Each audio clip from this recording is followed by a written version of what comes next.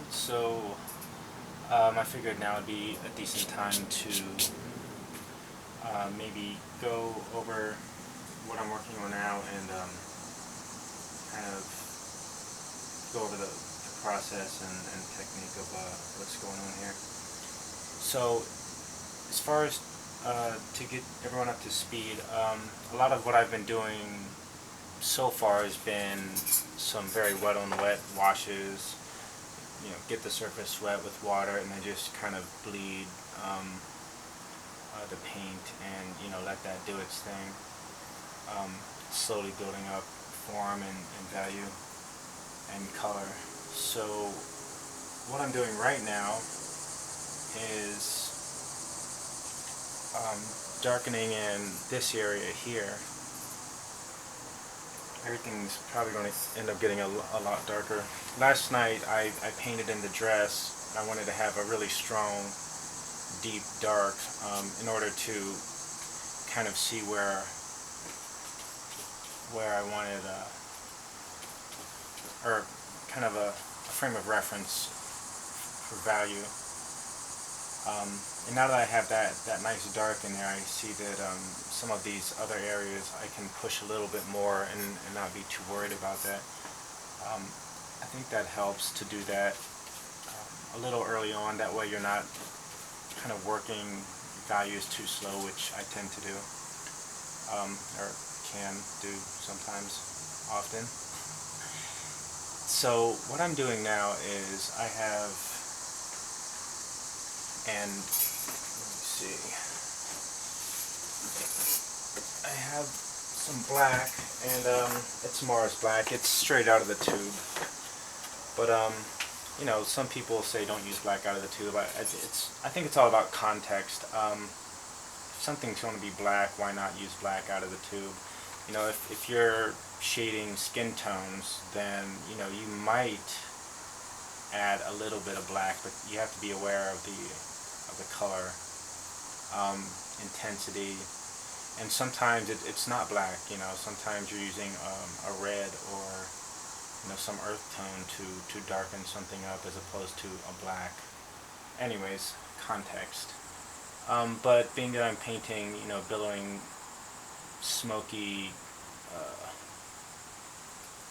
type things, then black is rather appropriate. So what I'm doing is just kind of like a basic dry hatch technique. I think I probably covered this in a previous video. But I'm using this second brush to assist in kind of, you might not be able to tell, but it's still a little bit runny, so I can spread it thin.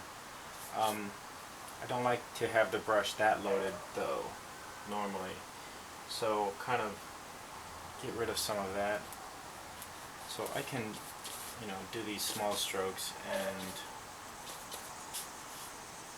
slowly kind of darken some areas in a somewhat diffused fashion. And it's still pretty watered down, so again, it's a slow process. I probably should experiment with painting maybe a little thicker or a little darker. Well, I don't know about should. Yeah, maybe should. But once the brush gets rid of most of its paint, you can get like a really nice dry brush technique here. But in the beginning, I think using a second brush can be helpful, especially if you're doing maybe larger areas and your brush is a little more loaded. So just so you can see what's happening, on white paper, that's kind of what's happening. It's this dry brush technique. And the main thing to keep in mind, I think, is make sure your brush has the proper amount of pigment. Obviously, if I load it up too much and it's a bubble, it's a bad sign. You don't want bubbles. Get rid of that. So it's kind of drippy, and that's good for some things, but if there's too much water, pigment, or your brush is very loaded, then as it dries, the pigment settles into the little pockets, and that's called granulation. So if you like granulation, then that's cool.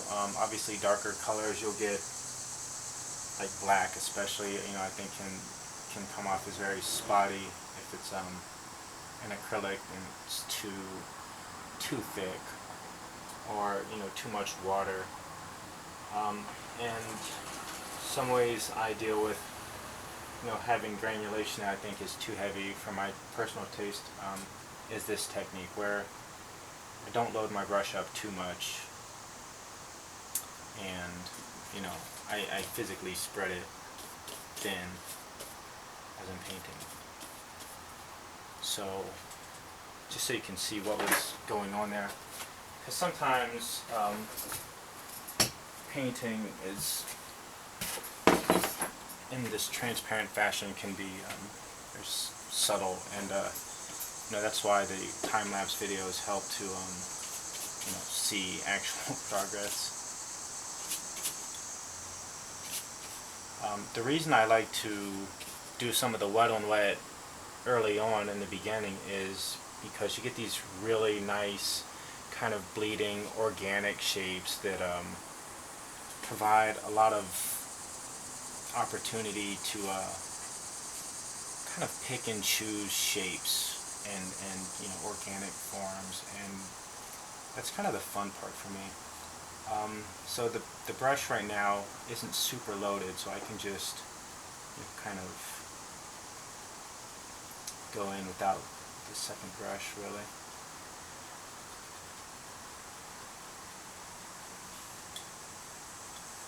I don't know if it matters. I tend to just paint downwards and then lift it up as I go up.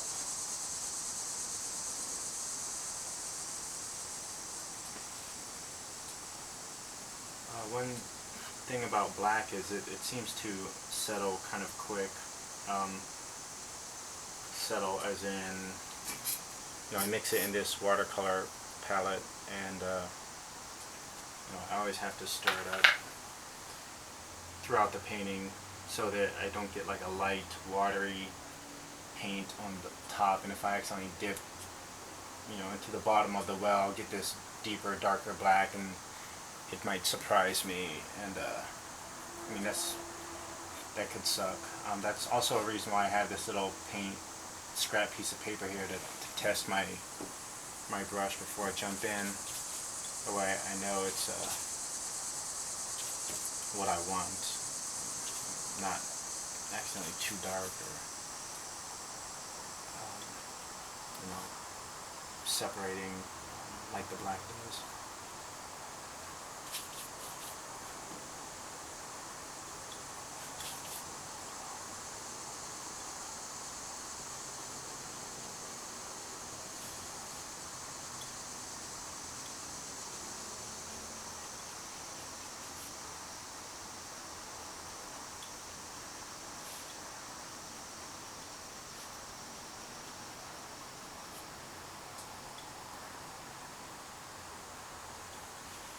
The nice thing about dry brushing in this fashion is it tends to, because you're physically spreading it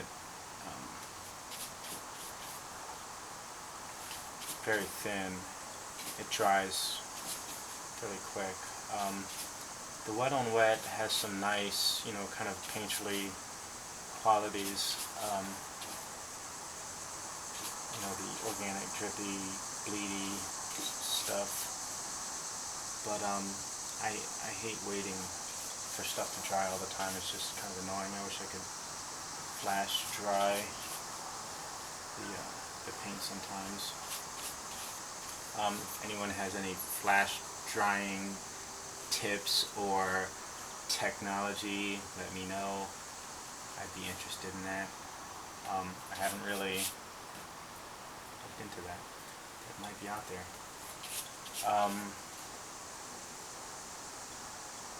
So this is the slow build-up. hopefully you can see some change going on here.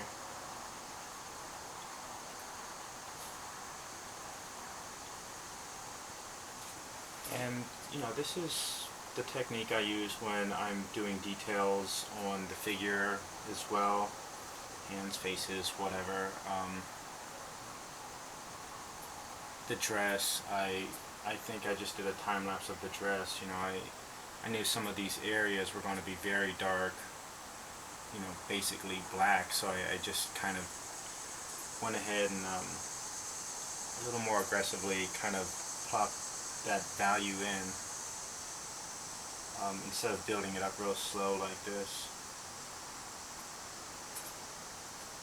So you know, if you have a good idea of how dark something's going to be, or you want it to be, then that gives you a better sense of, you know, kind of how fast or aggressive you can kind of jump on it and kind of push in that direction. I tend to move slow, mostly, just because sometimes doing heavy washes on a thicker paint on the wet on wet gives results that I don't always find appealing. So I tend to do thinner washes that are more watered down with the acrylic in the beginning, and then I start to you know, pick and choose shapes that I want to keep and define, darken up. Most of the time I'm painting transparently and building things up, though there are times when I want to lighten something up or change maybe the temperature. And I work in a very similar fashion, but in a more semi-opaque manner, where, you know, I might lighten some of these things up. So I'll mix the color I want, you know, and then slowly kind of dry brush and opaquely, or, you know, like I said, semi-opaquely, and, you know, slowly building in a more opaque manner the results that I want. But mostly it's getting darker is the direction I usually go in my pieces. Sometimes it's a lot easier, like if there's a highlight and an eye, where I'll just paint around that not around it, but I'll just paint through the highlight and you know, just plop in a little white highlight later. Working around something like that can be time consuming, and I just, you know, not necessary really. I've tried using different types of masking fluids, Friscuits and stuff in the past. Some of those are okay, though. You can get a buildup of like an acrylic edge if you paint too thick, and it's just personal preference, but it kind of bugs me if you know, you're looking at a painting and you have these like this edge in the surface that's maybe catching a lot of light or something. But that's just me. Anyways, that's what I'm working on now. This is for an upcoming show at Coronation for the Blab show. So that's what this is for. And thanks for watching.